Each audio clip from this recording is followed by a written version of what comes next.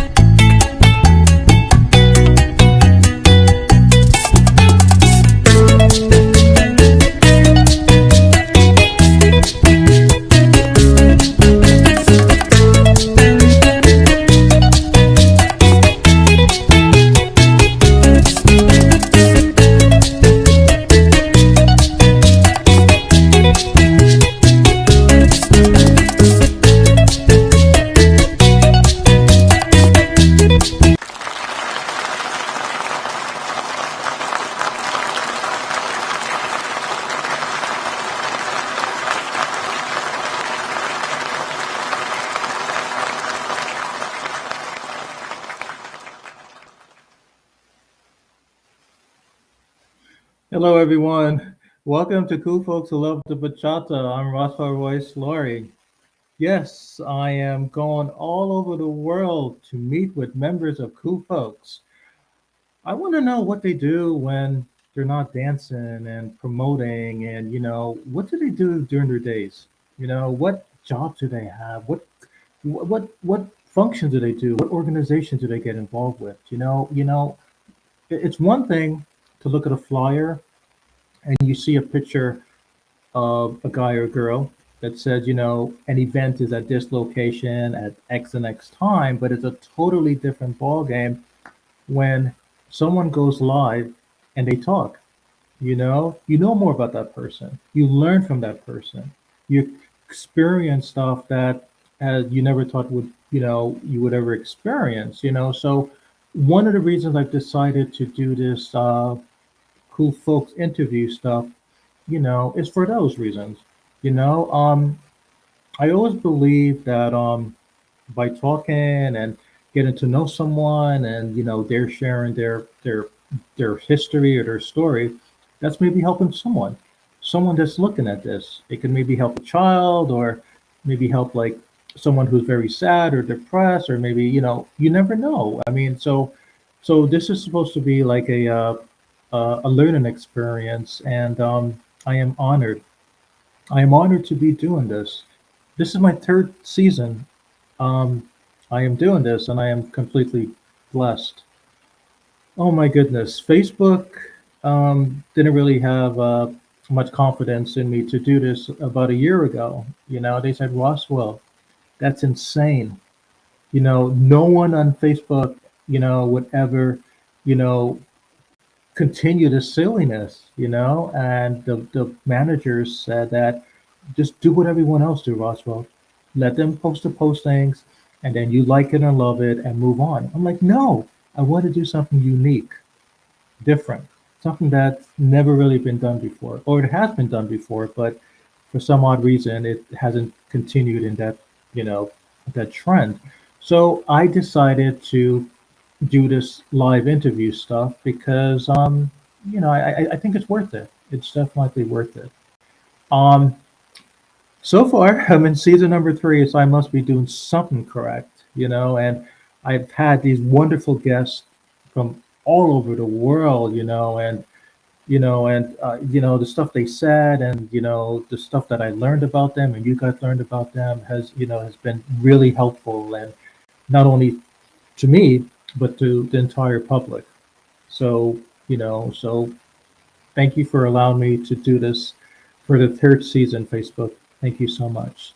Um, a couple quick announcements before I bring our guest on tonight. Um, I'm still here in New Jersey, the New Jersey, New York City metro area. I came back a couple months ago, so I can, spend some time with my dad and stuff, do some family stuff. But I am planning to come back down south for the winter. So I'm coming back to Georgia so I can hang out with cool folks who love the bachata in the south. And I plan to go to many events down south, including Florida. And so, guys, I look forward to, to attending those events. Um, I'm going to bring out Jerry Geraldo. Um, Jerry is like the owner and director of Jerry Geraldo Promotions LLC, and there's so much this man has done. I mean, anywhere in New York that you go, you mention his name, people are like, I know this guy. I heard about this guy. I've seen this guy. This guy has done X, Y, and Z stuff to help the community. Not only the dance community, but the entire community in large. And that goes beyond New York City. So, and I like that. I like to hear that, there are people out there that not only, use their time to dance and promote and to, do whatever on their leisure, you know, these people actually make a contribution to the community and they help people and stuff.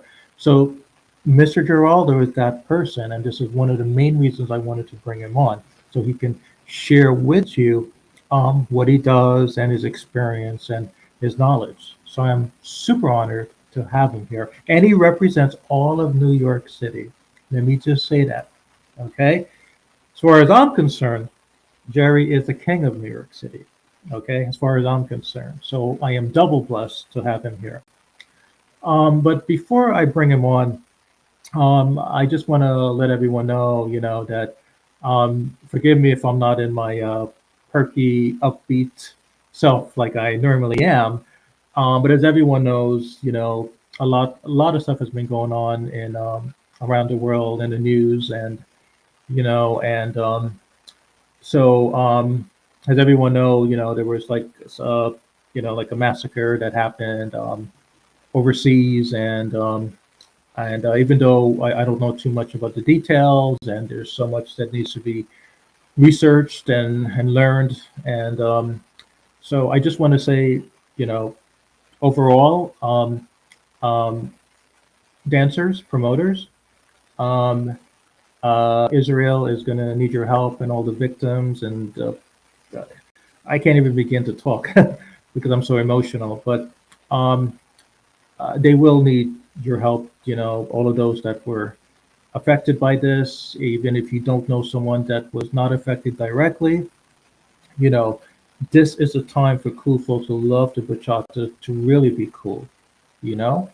So I'm asking each one of you guys to please begin considering, um, having events which will go to help the cause and to help the victims and medical, stuff and stuff. So I just want to, announce that, um, so thank you. And all of those members, that have family and friends and don't know about the whereabouts and all of that stuff. I mean, I can't even begin.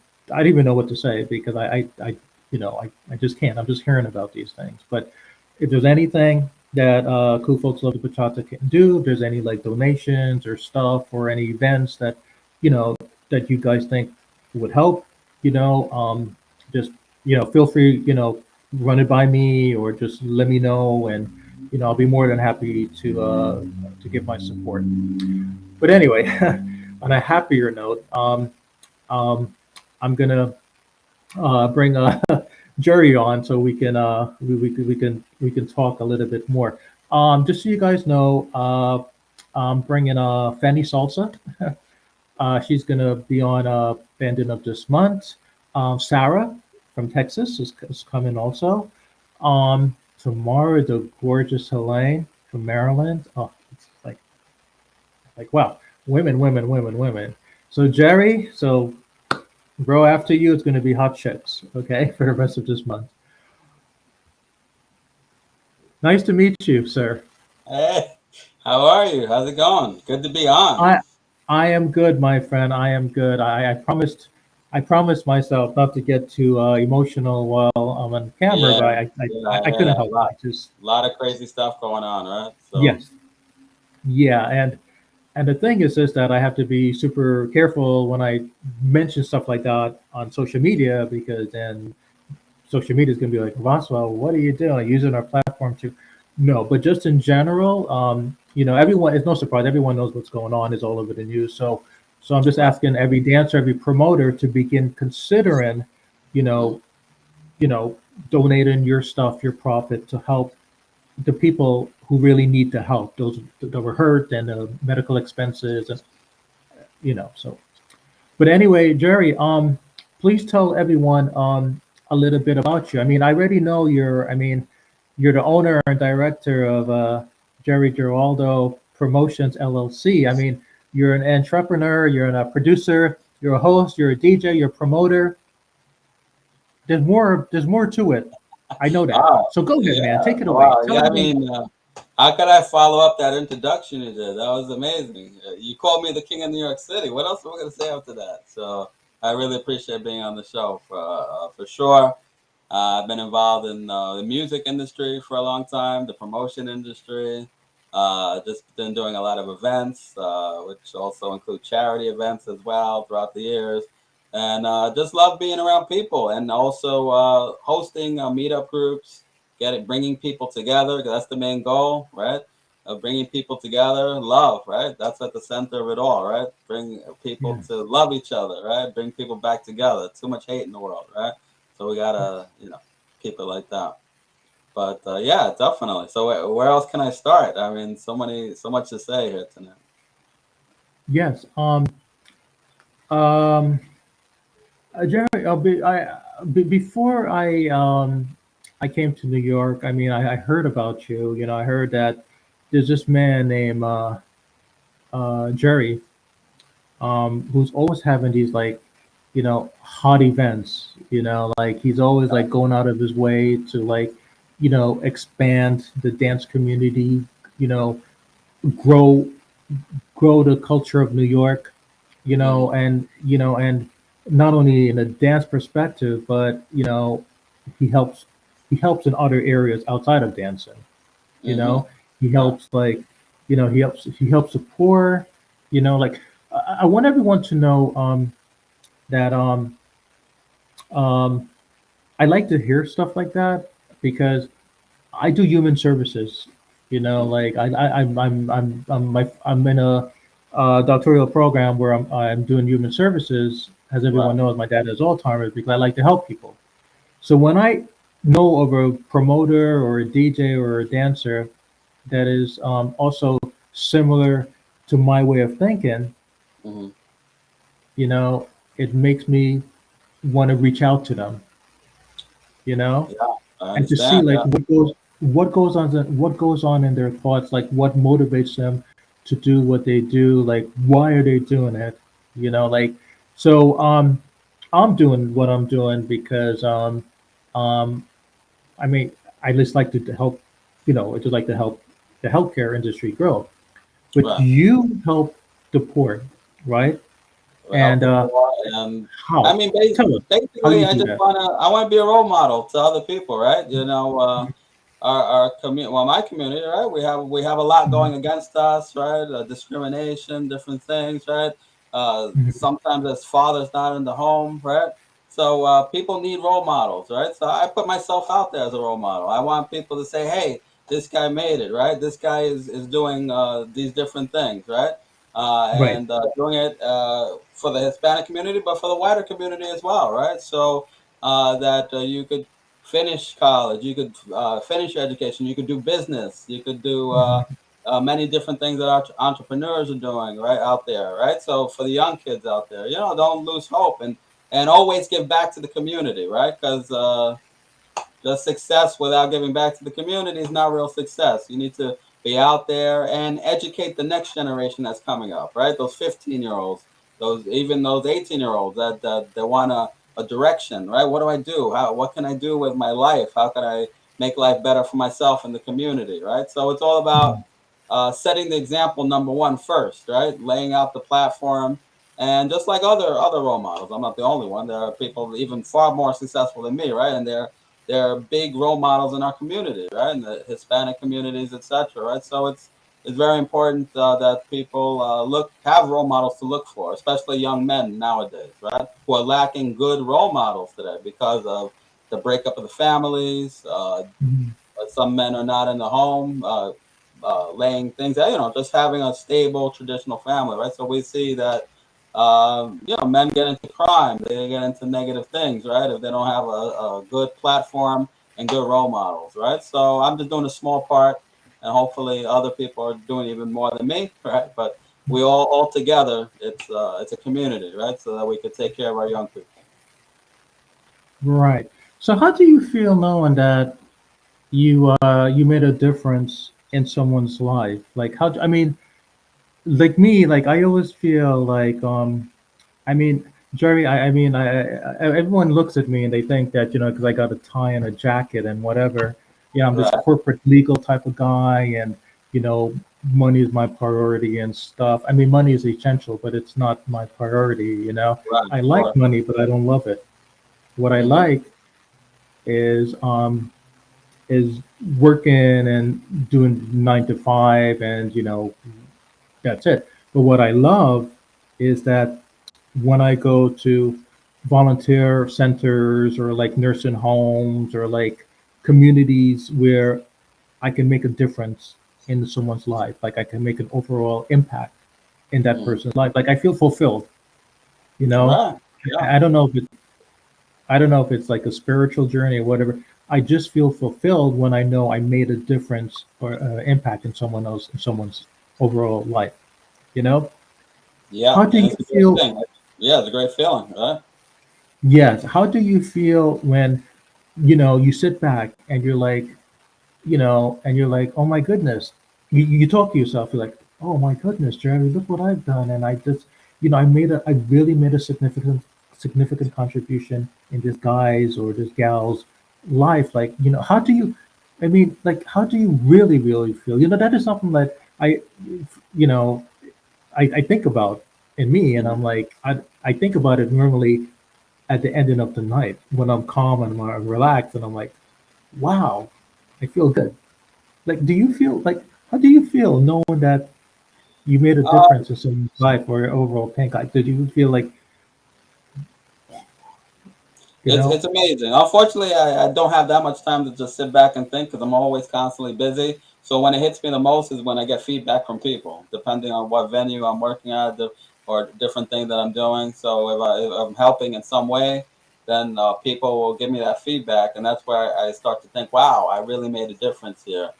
This person was lonely or suicidal, and I brought them to a group, or I helped them, or if it's my career, I was doing counseling, whatever it is, right? That I'm helping people in a way, and I get that feedback, and I thrive off the people no matter what I do, right? Whether it's music or the promotion or my career, right? I feed off the energy of the people, right? The positive energy, that is, right? So then it makes me want to do more, right? And definitely I commit myself more to helping people and the community in that way. So it's an amazing feeling. So Mhm. it's really hard to describe. You have an idea of what that's like, right? We think, wow, well, this is what I've done, and sometimes when on the rare occasion when I do sit back just to think, it's amazing to think, wow, this is where I've come from, this is what I'm doing, this is the change that I'm doing for Mhm. people. You know, that's what they tell me, and the impact I'm having based on what I'm doing, and various things that I'm connected to. So I'm proud of it, and yeah. Well, that's great. You said the magic word. You're proud of it. So that's great. I mean, there's a lot of people in this world. They say they help people because maybe they feel they have to, but Right. you and I, we do it because we want to do it, not because we have to. Sure. Yeah. And there's a big when you guys and when you guys say you guys help people, you know, there's different ways of helping people. I mean, do you have to help people, or do you want to help people? There's a fine line. So I think so. Jerry and I, we're in that level where we can say truthfully, you know, we want to help people, not that we have to help people. Right. And then Yeah. when you work to earn that dollar for your mortgage or your kid or your car, you have to work. Not that you want to work, but when you want to help, but when you help people, you want to help people, not have to help people. So I just wanted to let everyone know, what it means to go out there and stand on a 10-foot podium or a tall building and say, I helped people or I made a difference. Those are strong words, and for all of those who are doing that, whether it's New York, Atlanta, Miami, France, whatever, be proud. Like Jerry just said, be proud of when you're helping people because you're doing it because you really, really want to, not because you have to. So I just want everyone to be cautiously aware of when you say you help people and look back at what you've done. Like Jerry, like you said, it could be like a young man trying to, maybe something was going on, or it can be like in a nursing setting, such as, with my dad, or it can be, someone who's just uncovered from a broken heart. Jerry, let me tell you something about me. Uh, Sure. I'm not Hispanic. I'm from the West Indies. Excellent, My buddy. family's Yeah. from Guyana, so Nice. I'm half Brazilian, half West Indies. So I grew up in New Jersey. I was born and raised in New Jersey many, many years ago before I started traveling the world. And um, I um, I was very old school. I was very ignorant. I had to be around people that understood what I was saying, and I understood what they were saying, vice versa. I was Right. like, all American music that I listened to, it had to have been in English and it had to make sense to me. I mean, I'm a legal man. Everything about me is making sense All right. until, okay, So you're a bachata? 8 years ago. Okay. 8 years ago. Okay, I was in a relationship, one of the deepest relationship you could ever think about a man can be in, right? eight Sure. years. And I was with a Dominican, okay? Prior to that, I would not date someone who was a different culture than me that could not speak the same language. And I was very like, and I said, let me give it a try. So one thing led to the next 8 years. And I said, in my 40s, back then, and, I'm like, it's going to work. It's one of those relationships like you want it to work, you force it to work. And that's bad when you force a relationship, any relationship, right? Sure. Now, when I recovered, boy, it was bad. It was bad. Um, my heart was so like yeet that I Hmm. felt that it was time for me to go 6 feet under, like, Oh, wow. like, like right away, because I felt there's nothing else to live for. I'm getting older. I mean, my family warned me about the relationship. I lost my job because of I would just, not going to work sometime, wake up late because my partner was like, just forget about work. Let's go this, let's go that, let's go blah, blah, blah, blah, blah. So I said, hell with the world. I'm in love. That's not love. I don't know what it was. So when the relationship ended, And I walked away and I said, I can't do this anymore. This is not, it's not something not right here. You know, a lot of Mhm. yelling, abuse, and cussing and all that stuff. That's not, I don't know what that is. That's not a relationship. That's because Sure. I forced something to work. My point to you is that um, when it ended that night, I said to myself, I'm just gonna, drink some bad liquid, and no one would know about me. By the Really? grace of God, Wow. by the grace of God, bro. Um, I don't know. This is weird. I was right before I was about to end my life without anyone knowing. I Right. decided to turn on the music, Mm. and I decided to play a bachata song. I never heard a Right? bachata song in my life, even when I was with that person, because I was like, I don't know bachata. What? No, no, no, I'm not Dominican. I'm not gonna dance. I don't speak Spanish.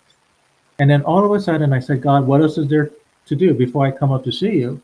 Let me just let me just listen to what bachata is. I mean, what do I have to lose?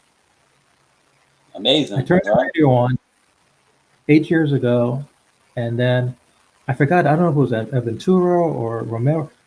Whatever that person was singing, at first I said to myself, it wasn't recognized in here. A minute and a half passed by. I remembered. I counted it. I Hmm. began feeling it here, man. Wow. Literally, I never felt anything in my life. No music, nothing. I just, for some odd reason, I felt it here. I remember, I don't know what the guy was saying or singing about. Hmm. And Wow. That's before you know it, a week goes by, and I'm listening to more of that music. 2 weeks go by, I decide to take bachata dance classes. A month goes by, I decide to start traveling the world and begin taking various bachata classes from all over the country. And before you know it, I became cool man who loves the bachata. The point of my story, Jerry, is that bachata saved me, and it saves a man in different ways. It can save him from stop drinking, stop wow. smoking, stop being abusive, or stop thinking about it. You know what I'm saying? Yeah. Music has power, right? And in your case, Latin Yeah. music saves you. So when you say you help the people and all of this stuff, and you can relate to me, and you can relate to every other man who comes up to you, and they say, Jerry, we trust you. I know you can help us and stuff. So, how do you feel bachata has saved you as a man? How do you feel?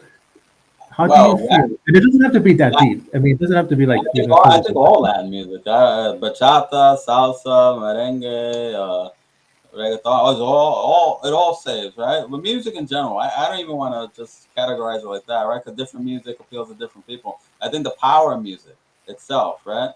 And different types of music appeal to people's heart, right? And in Mhm. your case, it saved your life, right? Just hearing that bachata beat and the way it spoke to you, right? That's why it's important for me to do all kinds of events. So every Wednesday, that partner up with people that are already doing a lot of bachata events and uh, uh, Anna, right, is a great person. Also, that's doing events. Yeah, so it's amazing what's out there. And on my YouTube, on my Eventbrite, you'll find a whole bunch of bachata events as well. In addition to the copa, which is all Latin music, reggaeton events, and also Halloween party coming out. Right, so I'm always incorporating Latin rhythms and Latin music because I know Latin music in particular can change your life, right? Music could change your life, right? So that's how I feel about Yeah, yeah, and it's true. It's not only bachata. I mean, there's salt. Music changes. I mean, I know. It's kind of weird for me to go live and say this that music, saves people life because I didn't realize this until that night 8 years ago when it saved my it. life. Before that, I was like, oh God, Right. like whatever. I'm like, that's BS. Like, remember, I'm a legal man. Everything above me is facts, and like, I don't believe in like music is gonna save your life, and it saved my life, bro. It really Mm-hmm. did. So I'm proud of that. And you, you're a witness of music saving people's life. Remember, when people come to an event of yours, right? You don't know what they're coming with or coming from. You don't know someone just had a bad relationship, someone is they're homeless, Mm-hmm. someone is, just because somebody looks pretty and dandy and you don't know what's going on. And you know that of all people because, it's New York City and, New York has a lot of hats and characters and stuff. But you also know that when they come to an event that you're part of, you know, you feel proud. Yeah, You feel proud. That's helping someone. That's accomplishing a big goal. You don't have to know that person. Maybe you're not even going to say hello to that person before the night is over. But just looking at his or her face coming to an event that you helped sponsor may have saved them from doing something that it's they were not. it's amazing. It's amazing. Yeah. Yeah, I mean, I had one event I did many years ago. I had a couple that got married, and then There you she go. contacted me and she said, "Look, I found my husband at your event," and I was very proud of that. I never forget that, right? Because sometimes people they don't contact you, so you don't know what happened. If they met someone, if whatever happened, right? But that was nice to see, right? Because people getting connected like that. Then I have other people saying, "Oh, I felt like so lonely, and I met so many friends through your meetups, your Latin meetups, your events, and I have a new lease on life, right? I'm learning new dances like bachata, right, or salsa, Yeah. and I'm really, really living life for the first time, right? Mhm. So before they weren't living life, but then they said they're living life now after joining my meetup groups, after associating with the people there. And I got to say that I got the best people that support not just me. I don't want to say they're supporting me, but in a way they are, right? But I have the best people supporting me, but also supporting Latin music, supporting the events, supporting our community, right, and supporting New York City, right? It helps the economy, etc. So in so many ways, right, people are feeling the support, right, of people coming out, meeting, coming together, getting to know each other, right? That's a lost art nowadays with the internet. People just don't want to go out a lot of people, unfortunately, don't want to go out anymore. But I encourage people to go out, right? You don't know how your life's going to change when you meet new people, hopefully, and positive people, right? That are into dancing or into bachata or different types of dances, Latin dances and stuff like that. And you learn a new skill, right? Dancing is a skill, Yeah. it's an art and it's a skill, right? And it takes Mhm. time to fully develop, right? I'm Right. sure you know that as a dancer, right? The Yeah. time that it takes to develop the skills to be the best, right? Or to try to be one of the best, right? So, and it's a challenge, right? And those are the kind of things we need as human beings, right? To get out there and have goals and challenges, right? Everything can't Right. all be all about work either, right? Just like our 9 to 5 jobs or whatever, we have to have other interests besides that, right? Mhm. That makes our life colorful and meaningful, and we feel super connected to other people, right? So, I Yeah. mean, I'm really proud of that in terms of the way people connect, and then that kind of feedback. Like I said, I live off the positive feedback, so I say, oh, I got to do the next thing and the next thing, right? So there are times that maybe I get tired, maybe I want to give up on certain things, but I say Mm. I got to keep going. The people are loving this. It's a lot of work sometimes Mhm. organizing people and putting out events, collaborating with other people, sub promoting with other people that already have events, but it's worth it, all right? And it's worth it because of the feedback I get and the changes that are happening with the people. And we keep the community alive, right, and vibrant, and everybody plays a part. So it's not just me, Jerry Geraldo, it's the community itself, right? There would be no Jerry Geraldo, there wouldn't be any people at the event, right? So it's the people that come out that make the event itself, right? So I'm just one person that decided to take a leadership role in this community, but everyone else plays an equally important part in this. So. I think you may have answered the question I was about to ask you. Wow, you and I, we're on the same level, man. It's as if you can read my mind, as if you can read what I'm going to ask you. So, but um, this expansion, this explosion, and like specifically in like the bachata stuff, like you remember back in the days, man. It was like it was like a Latin thing, Mhm. Latin thing. I'm sorry, I can't even speak for today. I'm so worked up. The Yeah, bachata stuff, was like always like Hispanic people doing the bachata stuff and whatever. right. Now it's like You got Orientals, you got Russians, you got Ukrainian. Like it's an explosion. Bachata explosion. Yeah, That's the yeah, word.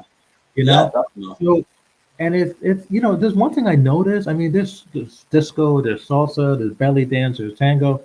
I mean, those are grown too, but for some unique reason, the bachata stuff is really, you know, Yeah, across definitely. all the world, Yeah, not all only in over, New York, right? but It was, and what you just said, I think you answered the question I'm going to ask you. What contributes to that explosion?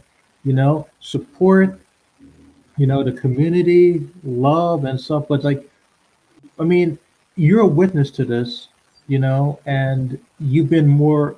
I mean, you're more. I mean, you're the king of New York when it comes to dancing, and it does. And not only bachata, you are it. You are New York City. Everyone knows that. Okay, I know that. So you are entitled to answer this question. What specifically you feel is helping to that explosion? What specifically, is it I don't know, the younger generation, social media, support, the Latin community. There has to be one source of ingredient. When you bake a cake, man, there's one source of ingredient that makes that cake a cake. So, in your perspective, what do you feel, is contributing to that power that's making this bachata stuff universal, man. When I mean universal, like whoosh, compared to back in the '70s and the '80s, I mean, everyone knows how old I am. There was bachata thing was like it's like what? People like people even know what it is. Now it's like type it up in the media. You go here, every culture, every dialect, and you don't have to speak Spanish to love it. yeah. So sir, please, what do you think is contributing to that explosion? Well, I think two things actually: passion and exposure, right? So the music is done with passion, right? And it's done with a force, right? That people when they hear it, they love it, right? And they want to dance to it and all these different things. But if it's not exposed, if there's no exposure, it's hard to get that music out there, right? So in the age of the internet, we have exposure, right? We can hear songs that are not on the radio, right? Because back in the days, radio controlled the music industry, right? So if it didn't make it on the radio, you wouldn't hear the song, right? But Hmm. nowadays, you can hear new music on YouTube, Apple, I mean, everywhere on the internet, right? So a lot of Right. people just bypass some radio and then they hear the new stuff, right? And then the radio now is trying to catch up, right? They say, oh, this is the hot thing, right? And they're putting it on the radio and stuff like that. So I think the internet, that kind of exposure, you have people that don't speak Spanish, right? And they love the music, right? And Hmm. that's got that worldwide exposure now, right? Not just Latin music, but probably all music at this point, right? Has that worldwide exposure. But specifically Latin music, we and bachata, we have the passion behind it, right? The love, and you feel it, right? And you don't feel that in a lot of other types of genres today, right? Even the Right. American genres like pop, it's not what it used to be in the '80s and '90s, right? It's Hmm. very formula. The passion's not there anymore. Very robotic. But now we see with the Latin community, they're rising more and more with their music because it's different, right? It's passion. A lot of most of the time, it's still a lot of live instruments as well, which you don't see that as much in the American market, right? It's more electronic, Exactly. which is Hmm. fine, but that's it's different, right? It's not what it used to be. Hmm. So yeah, people are attracted to that beautiful sound, the love stories behind the songs too. Once you get to understand the lyrics and if you get a translation right, it's all about the love and the passion, right? So, I mean, it's amazing how the industry has grown as a result of both the passion and the exposure, for sure. Yeah, the love story. That I'm happy you mentioned that, man, because after when I listened to my first bachata song that night, I Mm, realized to myself, hey, I'm not the only one that's going through a broken heart, and if this guy can live through it, then I'm okay. I'm not gonna kill myself anymore. I'm gonna keep on right. living. So it's about like you said, like connection, relate. Like we all go somewhere, we all meet up for a reason, and we stay at, you know, when we, when I, like, when I go somewhere, like I feel connection, man. When I go to those bachata events or dance events, specifically bachata, because like I feel that connect. I feel like I'm not the only one that's that's in pain or hurting. I mean, there's other people, but they can relate to me. I mean, I'm not happy. I'm not happy. They're hurt. They're hurting, but I'm happy that they can relate to me. And then knowing Right. that people can relate to me, I feel, all right, then I can get through the night. And it's about connection, like you said. It's about connection. It's not about hooking up, looking pretty, or being on the front cover of a magazine the next day. It's it's Right. it's a little deeper. It's a little deeper when you go to the bachata, salsa, but heavy bachata more is that I personally feel that connection, that family connection, Right. and I Yeah. love that. And that's a feeling that I never felt before I entered this bachata dance community world, you Yeah. know, Amazing. and I'm Yeah. sure, yeah. So, and I'm sure you relate to that. So let me ask you this. This is a good time to bring in some of your music that you've done. Okay. Sure. Um, Tell us about clip here. Tell us about Toca la Musica. Toca la Música. Yeah, that's the title track of my album. The album is actually a mixture of different, all kinds of different Latin styles. So, best it's got about 10 or 11 songs on the album. I forget how many it is, but it was an album I produced, and I have many different artists on it. And we reached about 1 million streams on Spotify alone, actually, and other formats, YouTube and different things. So yeah, so it kind of was a mixture of a lot of different things, from the clubs all the way to Latin music and beyond, right? So this was a very experimental project in a way. So it was like music that people were not accustomed to, because it just wasn't one style. It was just a whole mixture of what you hear across the Latin spectrum. And yeah, I'm real proud of it. And then I also was producing and promoting some other artists in salsa, which I'll give details about that later on. So something I've been doing for a while, in addition to some of the other things like DJing, etc. But yeah, you can definitely check out my album, the one I produced, Jerry Geraldo, on all streaming platforms. Toca la Música is the title track of the album, but like I said, there are many other songs on the album. Caliente was another song on it. uh, Fiesta, right? So you could just imagine it's a party, 100% party album for the people out there. Mhm. So how do you get the name Toca Music? I mean, like I'm almost fascinated with you professional artists. Like when you get up the name, like me, I would just I would just be like, Roswell Music. That's the title. But you're more eloquent. You're more professional than I am. So you would Toca Music. It sounds so peaceful. I feel like I'm in heaven. It feels like even if I had a crappy day and I listen to the words or read the words "Toca la musica," I feel calm. I feel I feel more sexy. That's What was amazing. going on in your yeah, man? What was going on in your head when you come up with these names? I know you didn't pick it up from a box of Cheerios. What? Tell us your logic. How did you come up with the name, man? Well, since I'm the producer of the track, I usually do the music first, and then I let the music speak to me in terms of words and lyrics, right? Mhm. So then, as I continue to listen to the track, and I have one other collaborator I was working with, and I mean, it's hard to say, right? I just say that God puts the words in your mouth sometimes, right? Because it's a mysterious type of thing Okay. for people that create, right? Because it's not something you set out and say, this is what it's going to be 100%, because you don't know what it's going to be, because you're creating it. It's like making something from scratch, and you're putting the Mhm. music together. And then Mhm. it's, okay, what does this music feel like? What does it say to me? What are the words that could be expressed here, right? And it requires time and creativity, and then eventually the words come, right? And that's part of the creative process, right? And that's the fun part, right? Trying to come up with something that didn't exist before, and making it exist, making it so that it does exist in the world, right? In terms of art or music and stuff. So, yeah, definitely. How much time and effort is like is dedicated to put something like that together? As you can tell, the reason I'm asking you these weird questions because I have no idea how to put together like a song or an album, and so as you can tell, I'm not. That's not my field. But those of us that are listening to you talk and that might want to do what you do, similar. So tell. I mean, how do you put like how much? I mean, I know there's legal contract involved, and there's like promotion and advertisement and run here, run there, call this back, call that.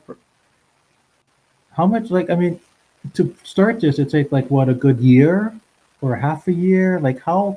Like, what's the first step to put these things together? Like, how is it that you go through a series of like likes and don't likes, or like, song that might work, might not work. Like how do you actually begin to put something like this together to make it so successful like it is now?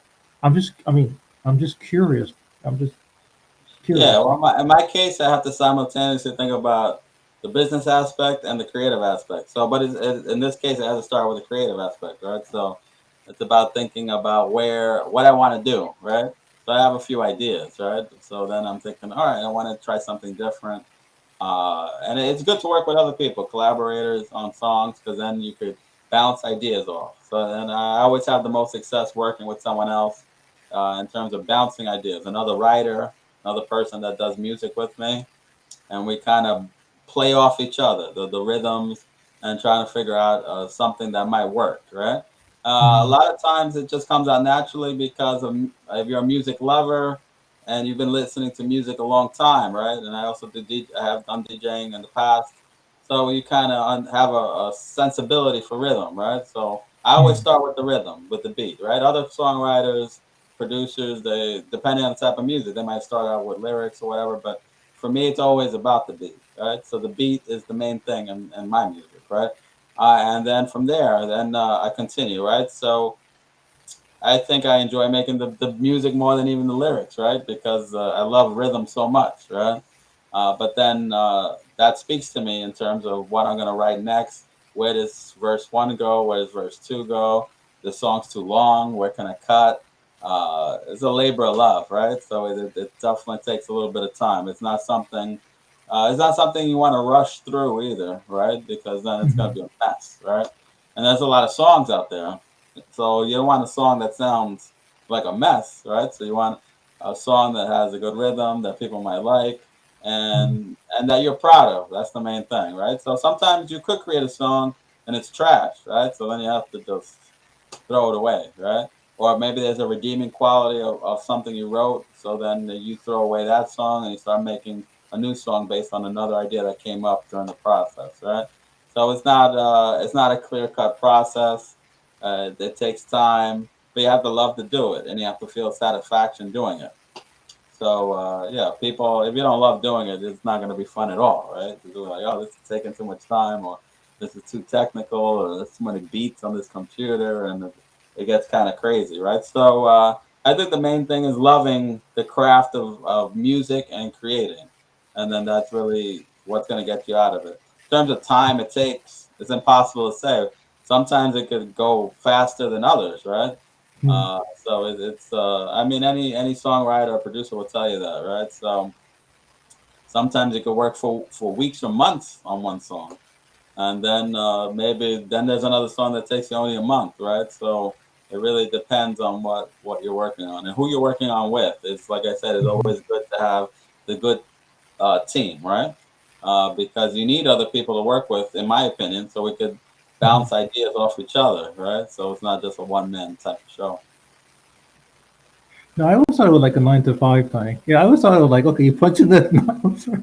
You punch in at nine. I can't believe I'm saying this on air.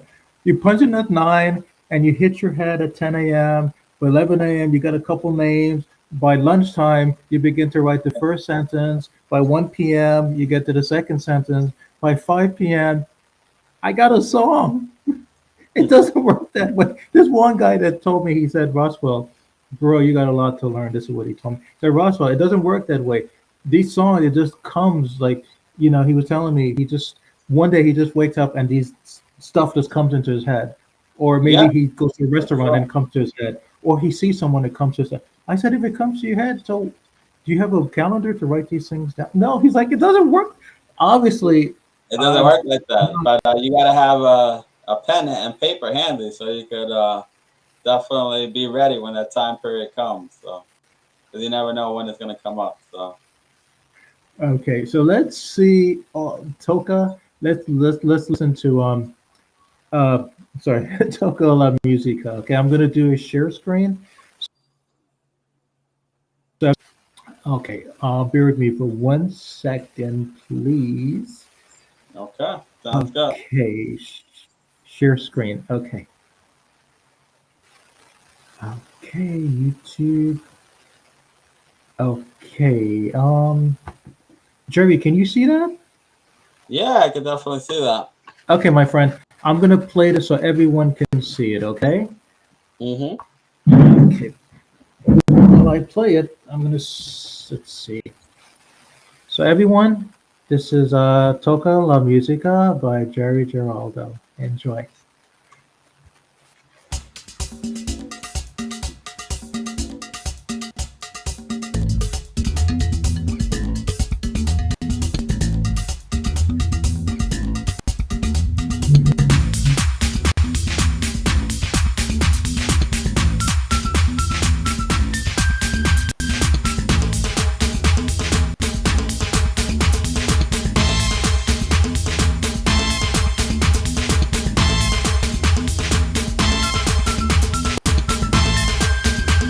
Aquí vengo otra vez para la gente. Los latinos están presentes, sobrevivientes cruzando el puente. Cada día luchamos contra la corriente. Hay mucha gente trabajando duro, cada día pensando en el futuro. No hay apuro, estás seguro de tener ese control y la libertad. Yeah. Yo no sé qué me hace sentir tan en control, me siento feliz. Yo no sé por qué me siento así.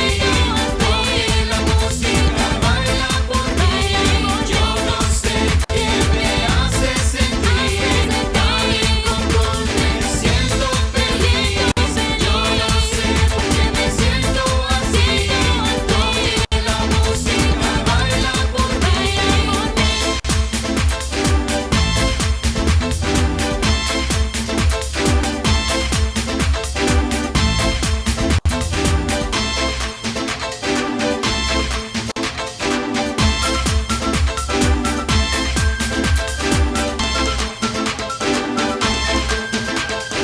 Esta canción es medicina, más adictivo que nicotina. Hay que romper la rutina, sigue bailador y bailarina. Aquí ahora yo te muevo con este estilo tan y tan nuevo. A este sitio yo te llevo, de los problemas así te elevo. Yo no sé qué me hace sentir tan en control, me siento feliz. Yo no sé por qué me siento así. Oye la música, baila por mí. Yo no sé qué me hace sentir tan en control, me siento feliz. Yo no sé por qué me siento así. Oye la música, baila por mí.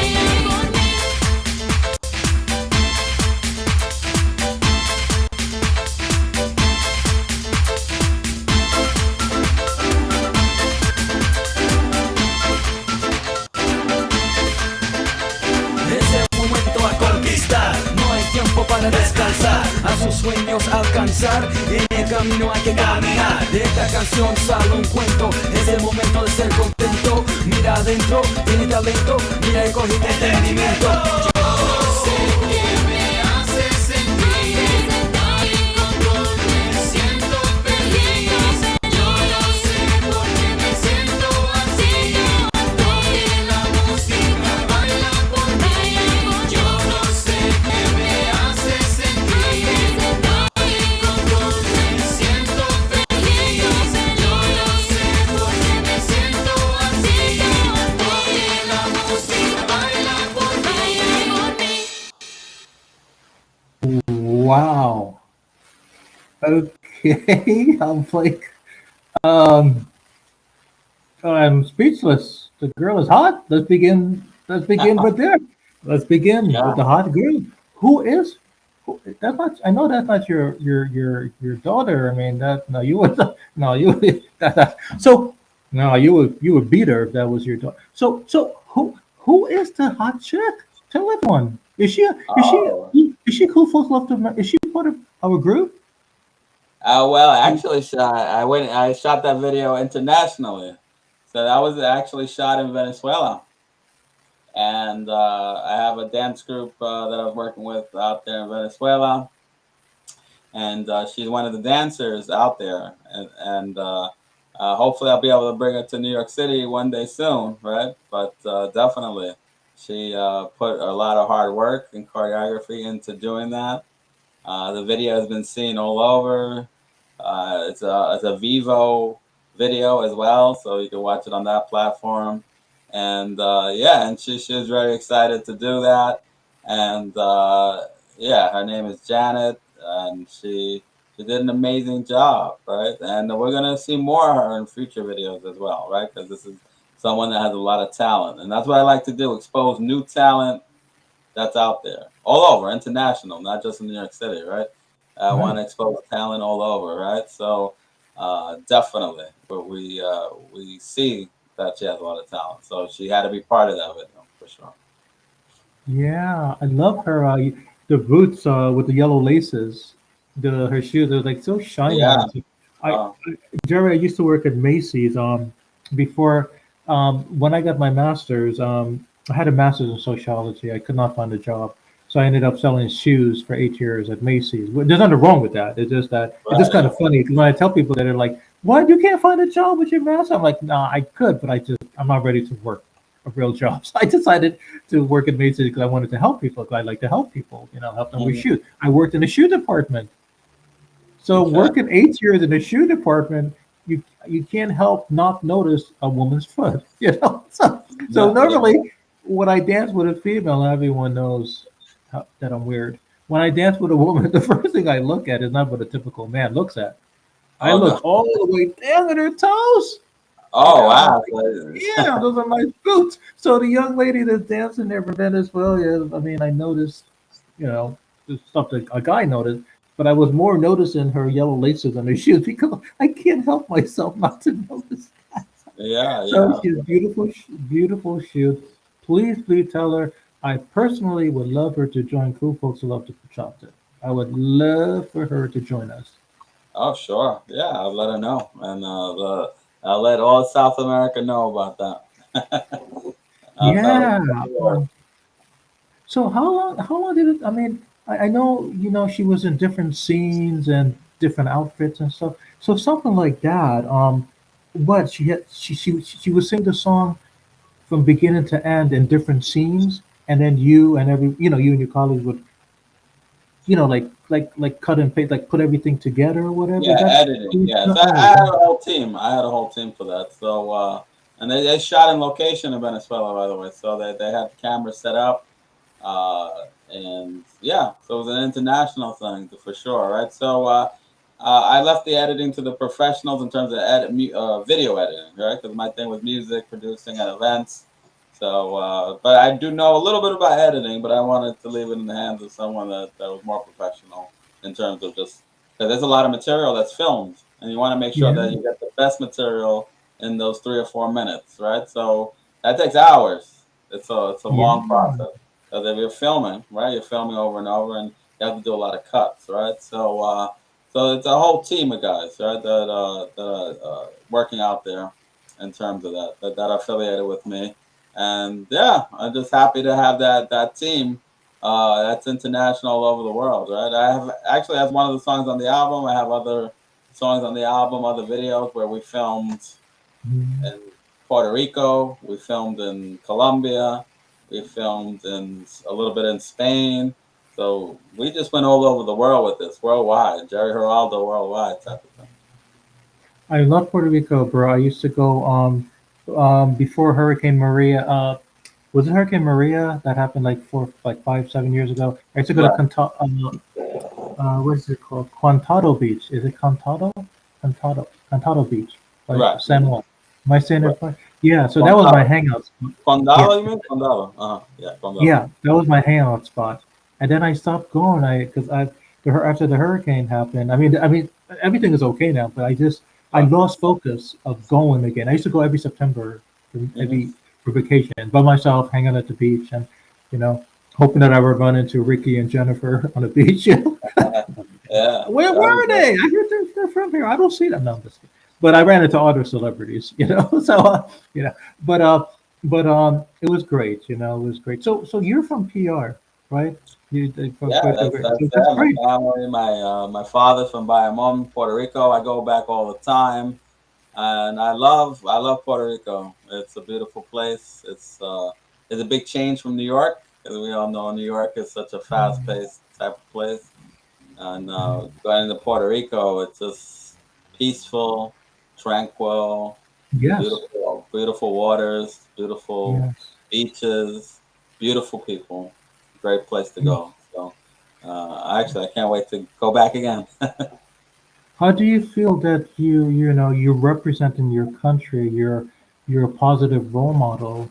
Like I mean, what happens when your friends and your family from PR calls you, or you like that you guys meet up and whatever, and you tell them all the stuff in New York that you do, all the people that you help, and all these cool people and celebrities and stuff you meet, and you got like and you're representing your country. How do you feel? Like how do they feel? Forget no. How do they feel? Not how you feel. That's what I should be asking. How do they feel when they know that you're representing their homeland and you're like a positive role model? You know what I'm saying? Like like you're there. You tell people you're from PR, and everyone is like, "Oh God, we're so proud of you, Jerry," and your cousins come and give you a big hug. Like, big hug. How do you feel It knowing that feels good. It you're feels good a role whether model? whether it's Puerto Rico, New York, or Florida, because I also have family in Florida. So Puerto Rico, Mm, New York, and Florida, my family appreciates what I'm doing, and friends and relatives. It's a beautiful thing, right? So they're very proud of me, right? All my family is. So I'm very proud of them, right? 'Cause, okay. they're all good people, and I'm very proud of. The things that they're doing and the support they've given me as well, right? So Mm, when I have like the album, etc., they definitely share the information with everyone, etc., and they just love it, right? So it's a very cool thing. So I'm very proud of that. Yeah. That's great. I'm happy for you, man. I'm proud of you. Okay, so let me ask you some Roswell questions. Okay, Mhm. you're a New Yorker, and I know you can handle my questions. Wow. Yeah. Here we go. What can I It's a expect? Saturday night. Okay, Saturday night, major city. Okay, it could be New York, it could be Atlanta, it could be Paris. I don't know. Major city. Five amigos, five friends. These are powerful organizers, and they've been in the business for such a long time. They decide to have their events on the same night, back to back. They all live within 5 miles radius of this major city, right? Hmm. Okay, check this out. Friend number one, John, he dished out like I don't know, like maybe $11,000 for his Hmm. event. Right. Okay, Kim, friend number two, dished out like 18,000. Friend number three, Edward, dished out 42,000. Ooh, for his event. Wow. A lot of money then. Yeah, friend number four, Jonathan, dished out like maybe like 14,000 for his event. Rashid dished out okay 11,000 for her event. Five of them, okay, and they all know each other and they're well known. You know them, I know them, everyone knows them, or whatever. Okay, they have a good reputation. Right. Now here's where things get tacky. They know I'm in town, they know you're in town, and blah blah blah. So we decide to go to friend number one's event, right? Hmm. Yeah. And we only stay there for like 45 minutes or whatever, and there's only about like 12 other people. Hmm. We decide to go to this event, right? This our second friend, Marie. And we hang out there for a good like 3 hours. Okay. There's only about like maybe 18 people. Mhm. Okay. We go uptown. We hop on Uber. We go uptown to hang out with friend number three at their Mhm. event. Okay. We stay there for about like like maybe like 22 minutes. A good crowd, maybe like 19 people. Hop downtown to go to this guy's event. We don't want him to talk bad about us that we're in town or Roswell is in town. He didn't come say hi to me. So we go hang out there. Hang out there for about, I don't know, 52 minutes or whatever. Okay. But only 8 people are there. I have a little friend here. We go to this event, and guess what? I'm not even going to tell you how many people showed up. It's sad. But another sad part is that I didn't get to dance with any hot chicks or any ugly chicks or any chicks at all because I was Right. traveling all darn night to this and this and this. And so was you and everyone else and blah, blah, blah. Mhm. Here's where things get really confusing. Monday morning, the accountant or the bookkeeper or the smart guy comes and looks over how much friend number one makes. Remember, John dished out what, 22? And he Mhm. only got $250 back in his pocket. Woo! Wow. Number two, friend number two, Mary. She dished out, what did I say, like what, 18,000 or something like that? Yeah. Because she had to pay for the workshop and the DJs and blah, real estate, all that good stuff. She only kept like maybe $315. Ooh. For number three, similar scenario. All that thousands of dollars this guy dished out, the promotion to celebrities, blah, blah, blah.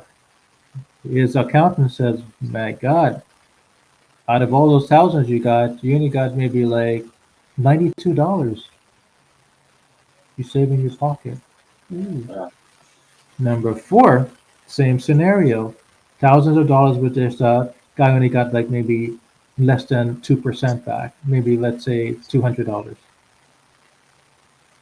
And number five, oh, let's not even go there. It's bad. So next weekend comes along, and guess what happens? They do it again.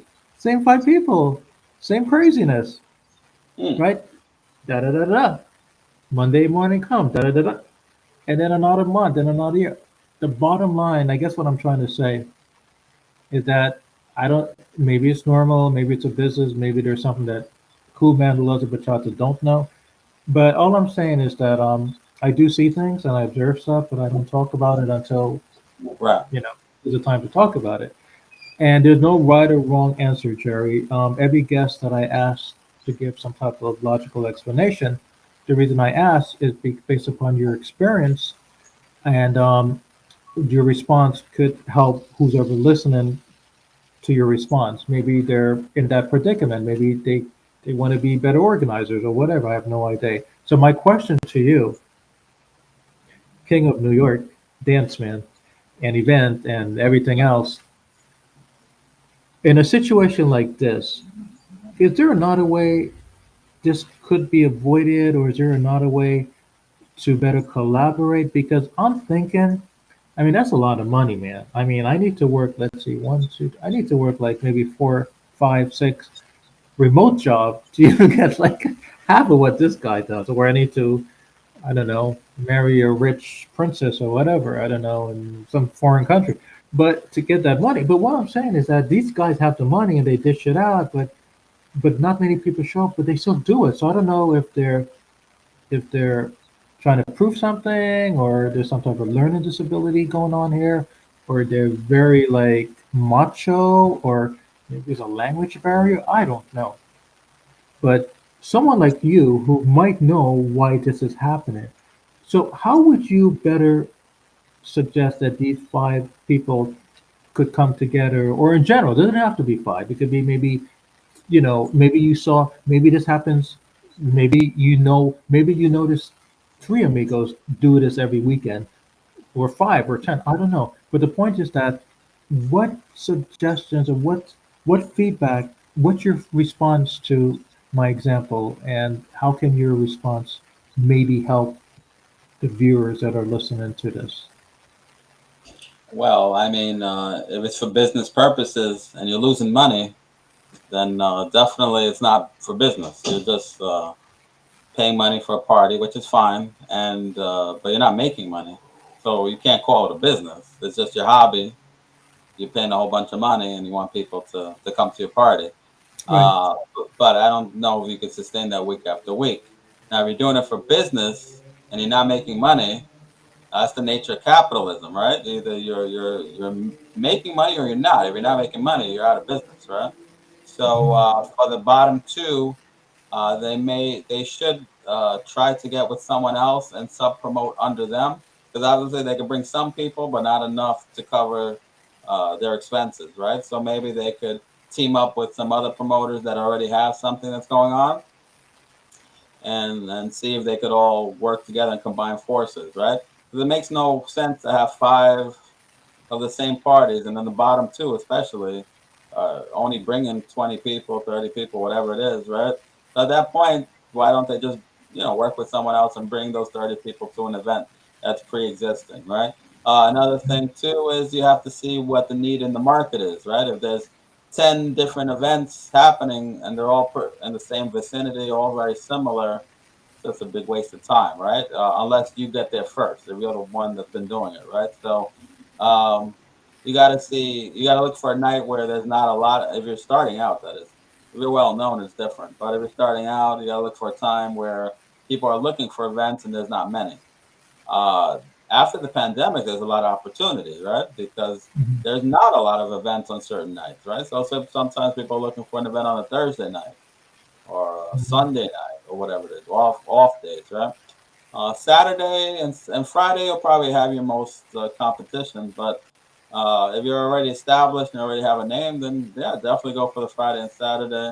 And just see, you have to use common sense too. Everything, if you're doing it for business, you cannot spend more than what you're making, right? So that's a big issue, right? That's basic accounting and basic business, right? No matter what it is, right?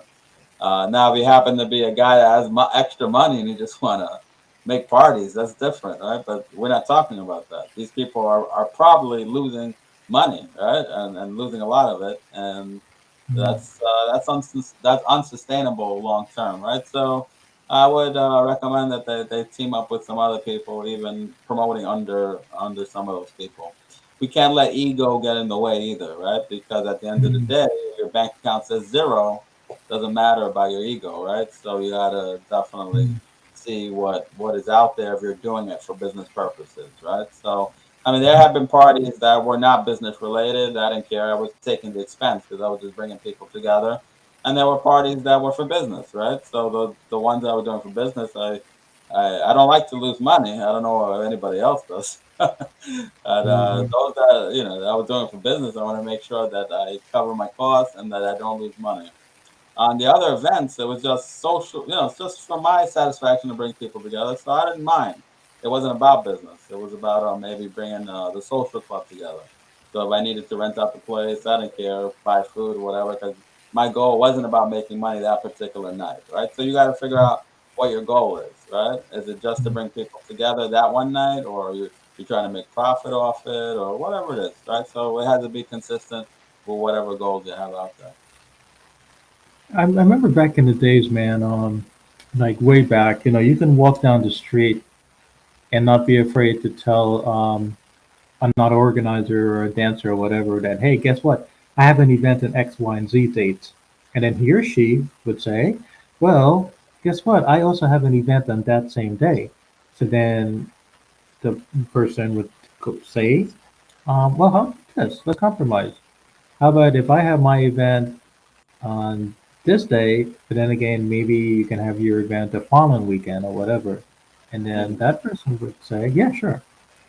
Remember back in the days, they were like, I mean, that's what I heard. This was before I even got into dancing or whatever. It was like a calendar and universal stuff. But now, I know you brought the COVID stuff, and I mean, people are like, people are back up and dancing and stuff, and this. But like New York, for example, that's a good example because we're in New York City. Mhm. Like long time ago, I heard it was like that, but now it's like there's so much, like I mean, so I don't know. Maybe you said something about ego, which I that I'm beginning to think that maybe it could be that, maybe it's just an ego thing. But then again, despite your ego, why would you want to chase all that money and not, it doesn't make sense. What are you trying, like, what is that person trying to prove? That, Yeah, hey, I'm the what's their king of New goal? York, or Yeah, I'm the princess of New York or whatever, what's going. So you brought up a good point. There's a lot of mechanisms to this, but again, it's not a right or wrong answer. It's just a yeah, matter of just bringing awareness as to what options there are. But the reason, Jerry, I'll be honest with you, super honest, the reason I bring this up is because I guess I see all the postings that everyone posts there. I mean, cool folks love to bachata, and then sometimes I think to myself, before I go to bed, I'm like, do your colleagues actually communicate with one another when they post these stuff? Do they know that they're all posting on the same night? And so, but I said I'm cool, man. I love to bachata. I'm not going to go to one of you guys and say, hey, don't post. And, that's not cool, But it just hits right. me that I mean, so it makes me think that well, does everyone realize what they're doing? Or maybe they don't realize. Or maybe Mm. so by me bringing this topic up and asking you guys to share something, maybe this might be like an open, what's like an eye. What's the word I'm thinking of? Like an eye opener, Right, an eye opener. Yeah, especially for the new ones that are just getting into this business. So that's all. I mean, I just wanted to bring it out here, bring it, and see how everyone feels about it, like and yeah. see what could be done. Yeah, definitely. I mean, getting knowledgeable about the business is very important too. Actually, there's a promoter out there, but he does freestyle music. But he has an actual book out there for people that have no idea about anything related to promotion. His name is Latif Mercado, and he has a book all about promotion. And there's not many books about it, so it's focused on freestyle dance music, but you could apply it to any kind of music. And it just shows you how to book acts if you want to get do concerts, clubs, different things, right? So you could also find material online about how to go about it, right?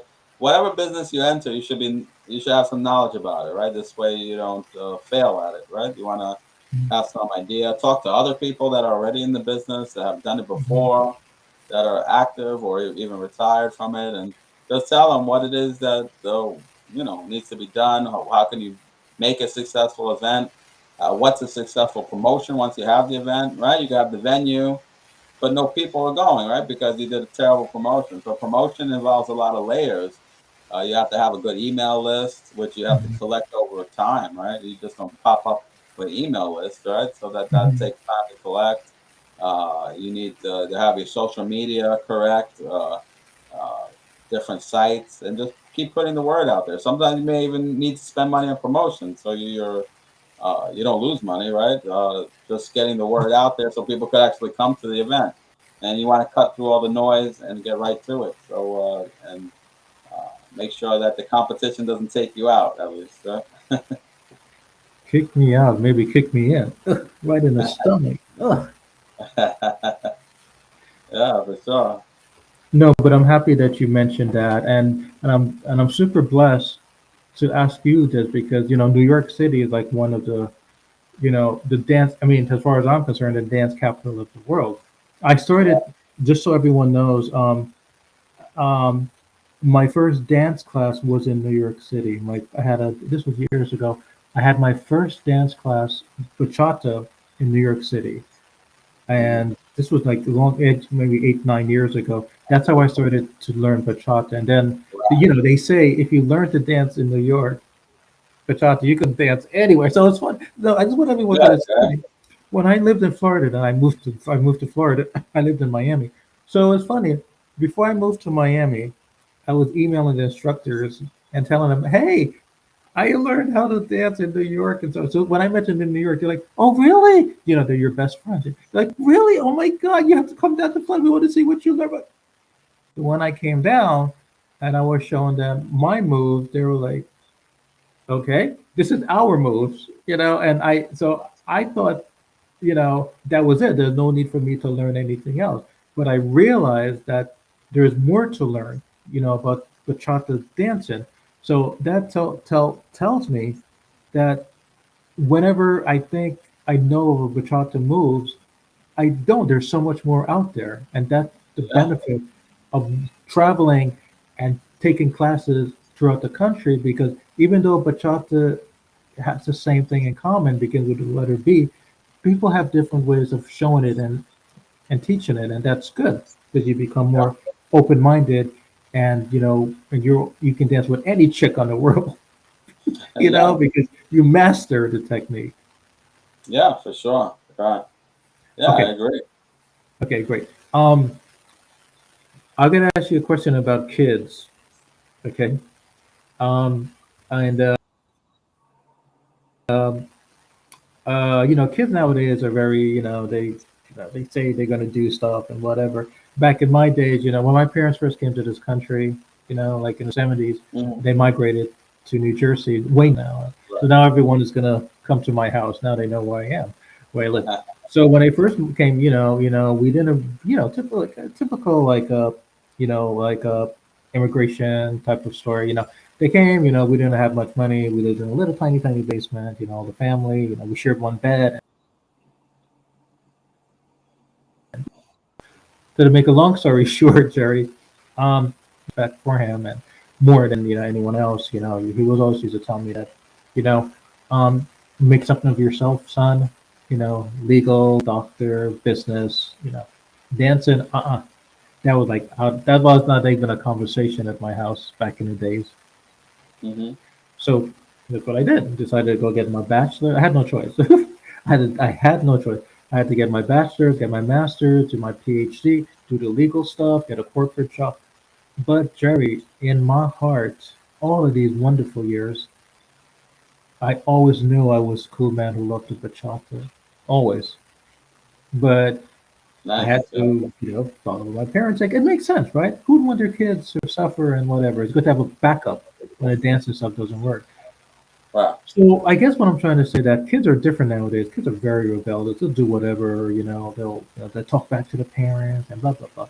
So if a young one comes up to you, man, and you should know this because you are in the scene and you've seen all types of characters. You've came in contact with different ages and different cultures. You know if a child is really sincere when he says, "Mr. Geraldo, I am going to become the next greatest dancer." Doesn't have to be bachata dancer, but dancer. And this is about New York I love, and this I want to make it clear. Of all the places I've traveled and lived, and I have a lot of friends in New York, one thing about New York I love about you guys know when somebody is BSing you. You guys know when somebody is bullshitting you. Yeah. Excuse my Yeah. language. You guys know somebody is Yeah. lying to you. You could be a lawyer, you Yeah. could be a paralegal. You guys know somebody is BSing you. So that's the reason I'm asking you specifically this question. And and um and I respect this response because you know somebody's lying. And so a little one comes up to you, man, and you know they're not BSing you. You know they want to become the next, maybe they want to become the next Jerry Geraldo, right? And you know it because you can tell if they got it in them, if they got what it takes. But because you've been there and you know that there's a competitive world, and you don't want to misguide them. You don't want to throw them off base. But then again, you don't want to discourage them, right? So Hmm. what would you tell the little one who comes up to you and say, I want to follow your footsteps, Mr. Geraldo. I want to, you know, do this. I want to do that. I want to join you at the Copa. I want to help you promote. I want to do that. I want to go on the yacht trips and everything. What would you tell them? Go ahead. What would Well, you tell I them? mean, there's a lot to say, right? Make sure you have a backup plan. Make sure you go to school. Make sure, I mean, it depends how old they are, right? Just make sure, and if you're gonna get into this business, also to study and to do that, right? But it's not all party, right? You have to understand what business is. Otherwise, you'll be like some of the promoters, like you mentioned, that will have five people, right? So not everybody's successful in this type of business because they only see the party side of it, but they don't understand it's a business, right? Same applies to the music business. Same applies to careers too. You have to take it serious. You have to dedicate yourself, study in college, and things like that. So it's important to have your plan, but also have plan B and C, right? Because you have to have backup plans if your first plan doesn't work out, right? So I would tell them a little bit of all those things, right? Stay away from drugs. Stay away from drinking too much. I'm not a big drinker, but if you're going to be in clubs and you have a drinking problem, that's a bad situation for you, right? You're not going to make much money if you're spending at the bar, right? You got to just be ready for the environment, right? Everybody's if you're successful at it, everybody's going to want to be your friend, but you really don't want to be friends with everyone because not everyone is going to be a real friend, right? Some people they're just looking to get close to you to see what they can get or to take advantage of you. So you have to have your guard up a little bit, and in terms of the environment and things like that. So it's a lot of different things. I mean, you can write a whole book, like I said, about this. Right? So probably a series of different advice I would give over time would probably be best. Okay, that's fair enough. That's fair enough. And the reason I'm asking you is, I mean, I ask everyone this question, but the reason I really wanted to hear your response is because you live you live currently in a city where it's very diverse and there's many hats, many Yeah, characters, and many I'm sure people came up to you already and they're like they want to be the next you, and I'm sure you gave them a truthful answer based upon how you felt the answer should go. yeah, So there you go, everyone. All the little ones that are listening, don't come to me. Don't ask me that question because I'm gonna be like, I don't know. Go to Jerry. I'll probably lead you into a ditch hole and be like, So don't ask me those questions. Okay, ask these guys because they know what they know. They know how to respond. yeah, definitely. And then there's people that want like the artistic side, right? They want to get into music or dancing, right? I work with a lot of dance artists and stuff, and any dance artist out there, like they'll tell you, it takes so much work and dedication, practice. You have to love what you do, right? If you want to be on the scene, you want to be a dance instructor, a dancer, you want to be in videos, right? It takes hard work to perfect your craft, so you have to dedicate time to that, right? And try to make sure that you're on point, right? And that's going to take rehearsal. It's going to take practice over and over. So it's one thing I would tell those that are in the artistic side of things. Wonderful, my friend. Wonderful. Okay, events. Okay, now I know that Halloween is coming up, and there are events coming up here.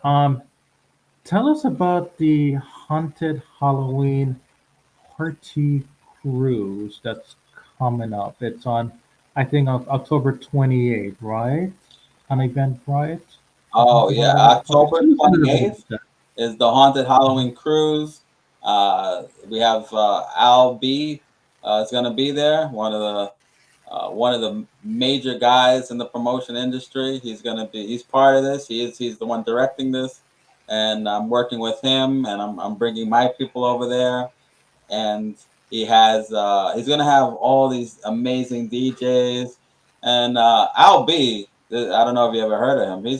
He's the biggest legend of the last 50 years in this business, right? So no one is bigger than Al B, right? So the fact that he sees that I could bring people with him, and we're doing this event here, and just making this the most awesome Halloween cruise probably of all time, right? Because everyone says this is the best Halloween party they've ever been to.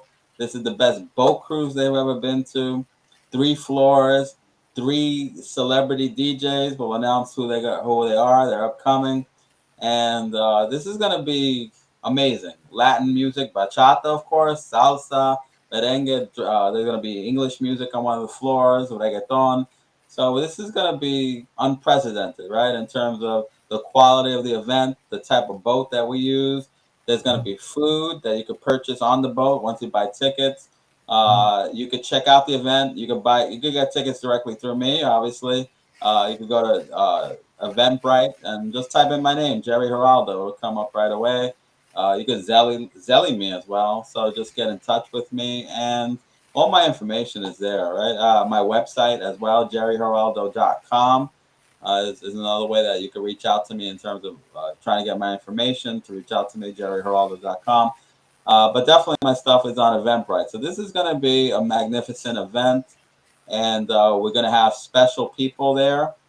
We're going to have Diana Fernandez is going to be there, bringing all these wonderful socialites in New York City that work in New York City, and she amazing. She's amazing. Is going to do a tremendous job there, and we are going to party like you've never partied before. This is what else can I say? I'm already running out of words. It's just luxurious and tremendous. So remember, Al B, Jerry Geraldo, Diana Fernandez is going to be amazing.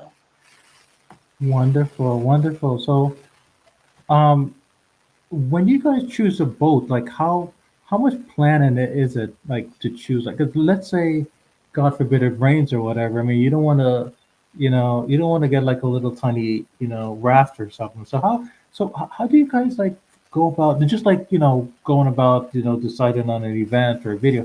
So how do you guys choose these boats? Like I mean, you guys have to do a lot of research like in advance, like look at quality control, inspection, like safety hazard, like like how do you guys, for something like this, like how do you choose that the the yacht, the boat, like how is that chosen? I know it's a weird question, but I'm just curious. Well, Like I mean, at this point, they look at the quality of the people doing the event, right? yeah, So you bring in a man that's even more legendary than I am, like Al B, and this man is, I mean, they just hear the name Al B, right? And they know that Jerry Geraldo's associated, and you got some other people associated. So they're going to want to give us the best boat because they already know that the events have sold out. The events are amazing. They make money at the bar. People dance all night. People meet. So just develop. I don't think you just start off doing a successful boat. I think it's something that happens over time. I've seen so many people that said that the first thing they ever do is I'm going to do a boat party and a yacht party, and this is going to be great, right? But they never built up their email list. They don't have any contacts. They never did a party in a club to build up their crew or whatever of people. They never did a social. They never did anything, but they run and they want to do a big yacht cruise, right? But the big yacht cruise, you could lose a lot of money if you don't have the clientele, the people, the followers, etc. So, I've seen too many people fail at this yacht party cruise thing. So it's important to number one, link yourself up with the successful people that have done this, mhm, and just don't take it lightly. If you're brand new, of course, then you want to start off with smaller things or link up with people that are already doing boat cruises, right? But to just do it and never have done any other type of event is a big risk, right? So you gotta it's something that you work up to, right? Because this is something that costs thousands of dollars to even get off the ground, right? right. Amazing. I like how you the flyers. I love the flyer how it was done. It's very unique. It's very, you put the words and the big fonts and the letters and the background of New York. So you guys did a wonderful job with the flyer. I like how it's presented visually. So, So you can only imagine how the event is going to be. So I encourage everybody to get their tickets before it sells out, for sure. what are you going to be for Halloween? I'm going to be right on that boat, greeting everyone at the front of the door. I'll be there. So I'm gonna have a great time on the boat with everyone. So I encourage everybody to get those tickets and join me. And I'll have a table. It'll say Jerry Geraldo, and I'll be there to greet everyone. And maybe I have a few snacks at my table, maybe some drinks, who knows? And we'll see. Right? We'll see how the night goes. But I'm looking forward to meeting people I haven't met before as well. So. Wonderful, and I encourage everyone, and you guys are listening to me as I say this. I encourage everyone, even if you're not cool folks love the bachata, come to Jerry's event. Okay, that boat looks super super freaky, which is it looks super cool freaky. So everyone got to go. It looks like it's going to be a fabulous Halloween in New York at Jerry, with Jerry and his friends. So you guys go to that event, okay? It looked like it's worth going. So go, okay? Well, I tell you guys to go, so you guys must go. Okay. No, but it's I encourage everyone to go if they have the time, the opportunity. Go do it. It's fun. Jerry, one last thing before you go. Yeah. Okay, one last thing. Okay, I want to share on the last posting I'm going to share, and you got to help me out with this one here. All right. So, um, uh, okay, here. Sorry about that, man. This beautiful, beautiful. I remember this from. Oh yeah. I think this was one of the first things you shared on my Cool Folks Love the Bachata webpage a long time, maybe when you first joined. This is what Yeah. caught my attention. Yeah. This is awesome. I mean, the two beautiful ladies, and they have this stuff like literally exploding in front of them, and they're so like they're cool. They're like, let's take the photo. How were you Yeah. able to get this photo done? It's like, I mean, I know this is not like a five shots and take the best one. It's like you look like like it looked like was it like a one time Yeah, I shot. mean, yeah, we have the best photographers all around, right? So then when they Yeah. submit photos, this is amazing work right here. And I said this is going to be a cornerstone of summer promotions for the Copacabana, right? And that's the other event that weekly.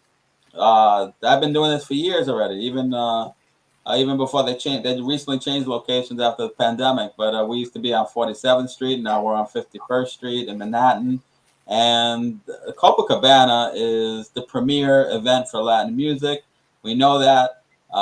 Currently, I'm working with Ruben, but in the past, I worked with Glee, Ballard, and other people that have been closely associated to the business of Copacabana. Right, so Mhm. Copacabana is the most legendary club in New York City, right? We're talking about a club that name has been around what 1940s, 50s, 60s, 70s, 80s, all the way to now 2023. This is an amazing. I mean, it's a privilege for me to even be associated with Copacabana, right?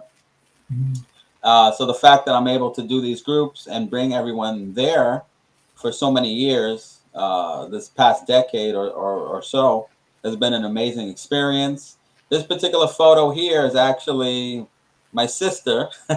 That's my sister on the right.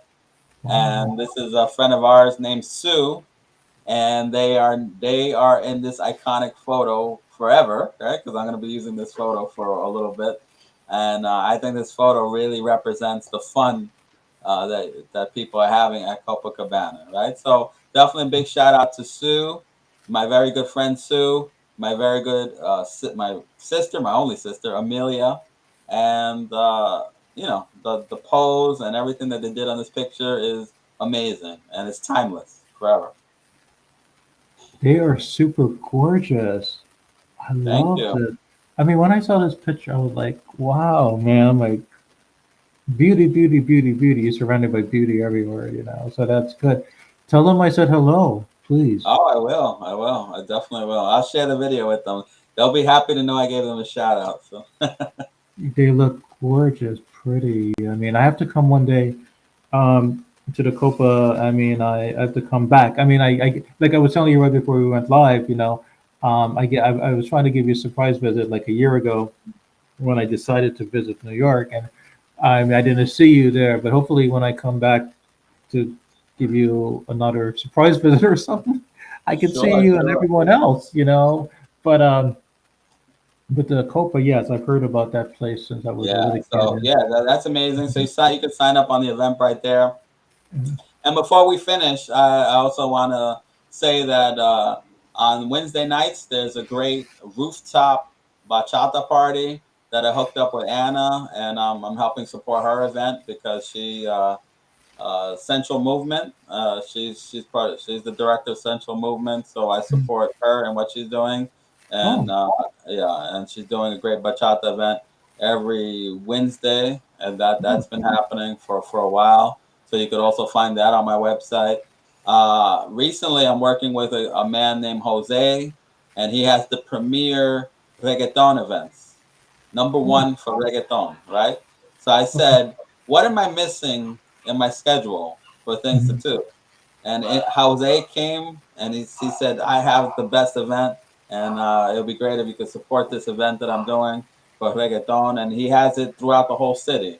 So this Mm. he has his own group. It's called Latin, I believe it's Latin Social or whatever. So I said, wow, this guy has similar goals in terms of what he's trying to do, and he has a Mhm. very unique event. He has daytime parties. So you'll find that oftentimes a lot of people collaborate. So I'm very happy to collaborate with all kinds of people and all kinds of events. And that's how you make the events more powerful, right? You mentioned Yes. before earlier Yes. about 5 different promoters competing against each other. In some ways, it could weaken the community, right? If you got all these people all over the place, nobody's making money, and they all go out of business, right? I want people to be successful, not just myself, but other people, right? I don't see it like winner takes all in this, right? It's a community that we should all be working together. And there's different types of Latin music, different types of music that we could all be collaborating with, right? So somebody could be doing a great bachata event. I want to support that. Someone's doing a great reggaeton or boat or whatever it is, then I'll definitely be out there to support that, right? So I always reach out to other promoters and other people that are doing events, and I tell them reach out to me. So let me see if I can incorporate what you're doing with what I'm doing. That's wonderful. That's wonderful. And I just want to say real quickly, I'm very proud of Anna and Hyro of their Central Movement stuff. Yeah, It's kind of funny that before I visited New York, I think I met. This is so funny, man. Like 3 years ago, like 3 years ago, right? I lived in Miami, or 4 years ago, and I think I visited. I went to the Central Movement anniversary in February in Orlando. wow, But check nice. this out, because I was sort of like the new guy, but I didn't know anyone. I didn't really know New York, the job, the dance community in New York. I just thought everyone was Yeah, everyone. So I attended their event, and I remember Anna and Hyra was standing in front of me. I just thought they were like the security guard, and I just passed right through them. I yeah, didn't know, yeah, they were like, big cheese, and they were also nice people.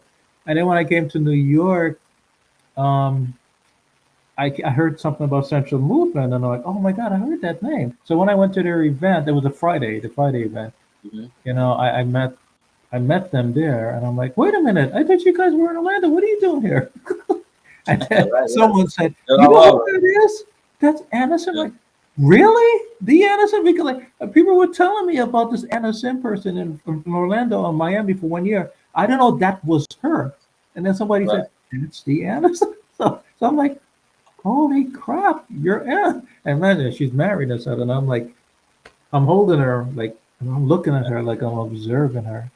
And and her hire was like, what are you doing, my woman? And so I'm like, oh my God, you're like the innocent. Anyway, to make a long story short, Yeah. I'm very proud of them, and I love them both, and they know that.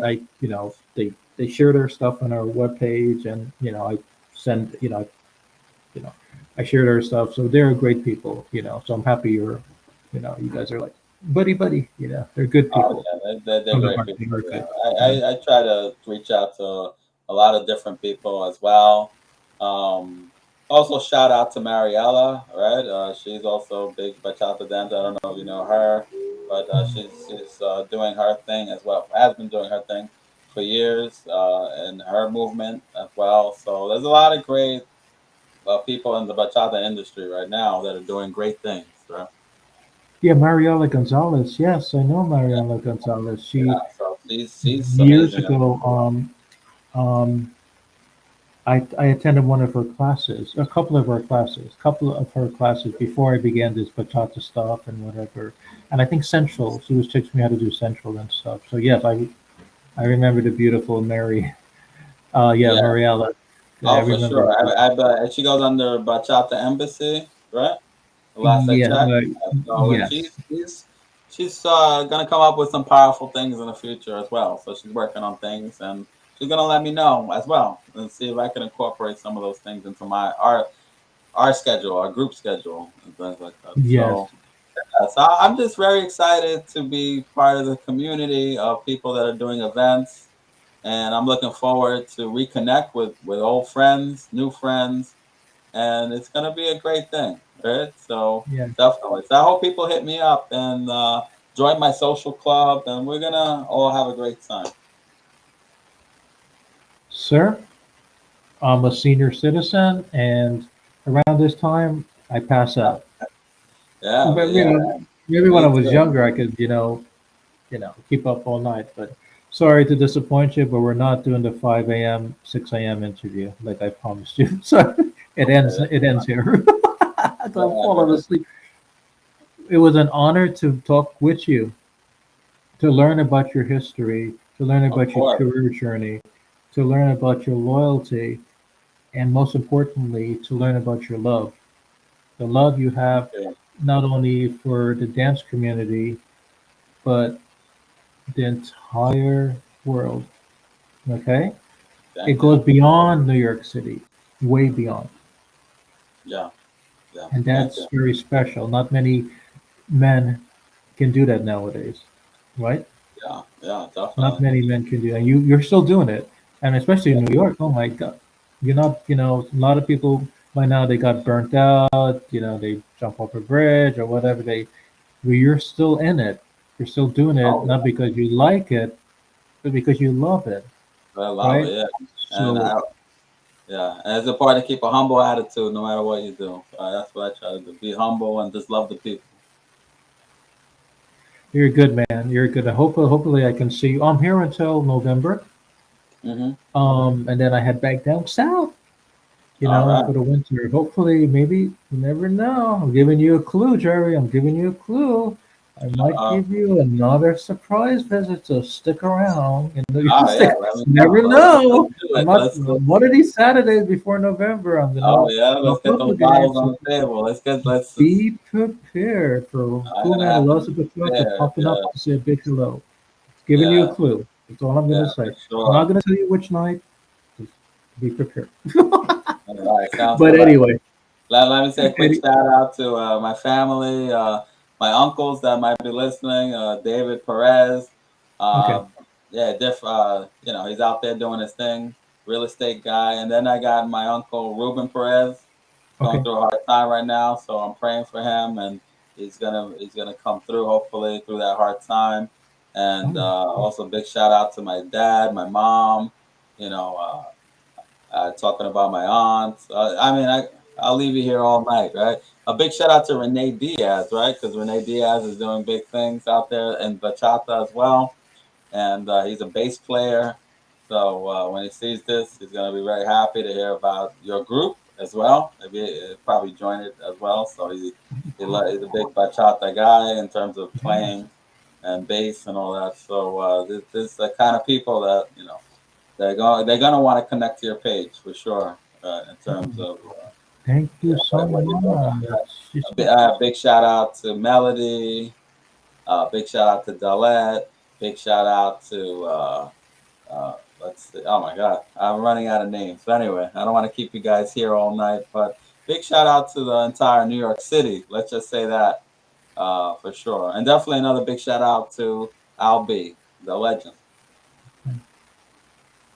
I would love to maybe interview him. Maybe that's not a bad idea.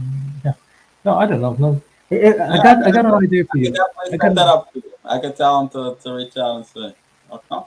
you read my mind. You and I are on the same planet. Yeah. If you think who would have the patience to put up with my silly questions live on the air, Right, yeah. tell him to come my way and talk with me all night. Tell him to bring the pillow and the blanket. Okay. Okay. We Sounds might be good. here all night. For sure, for sure.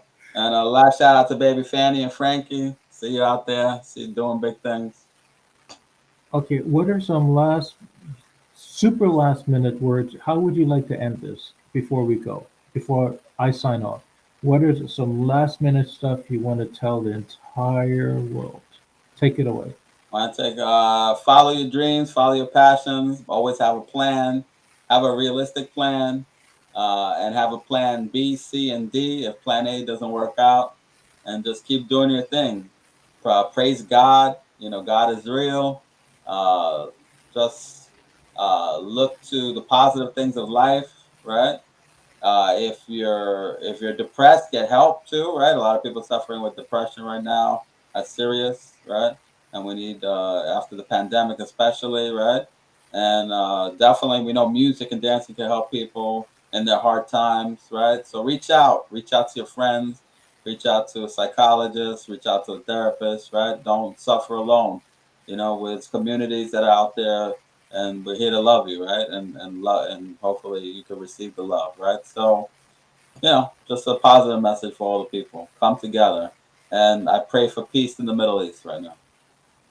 Oh yes, oh yeah, a lot of stuff. I mean, I didn't want to, bring that up too much on social media because it's last thing I want to hear. Like when I wake up tomorrow morning, Roswell is like taking sides, and Roswell's saying this, and Roswell doesn't know what he's talking about. Right, But right. thanks for I'm happy you mentioned that. Yeah, there is a lot going on, like right now, and that's one area, and those of us that are affected by that, whether it's people that we know or people that we know, friends of friends. I mean, it is affect my Jerry. Like I was telling you, my mom and I almost burst in tears before we went Yeah, live with you because it's we a were looking very at the sad coverage, situation.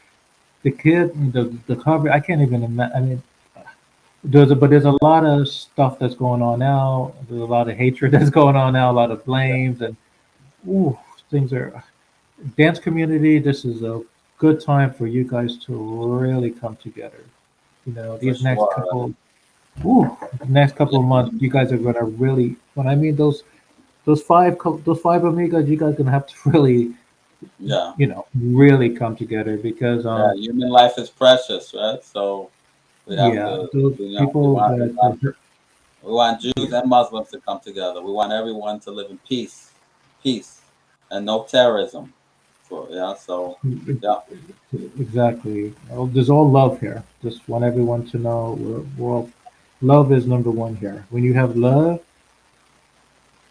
everything else, to conquer the world, right? Yeah. yeah, just keep So, that in mind, everyone. Okay, that, that's all I'm saying. But yeah. anyway, Jerry, it was good talking to you, my friend, and it was a pleasure speaking with you. And if you ever come down to Atlanta, or Miami for the winter, let me know.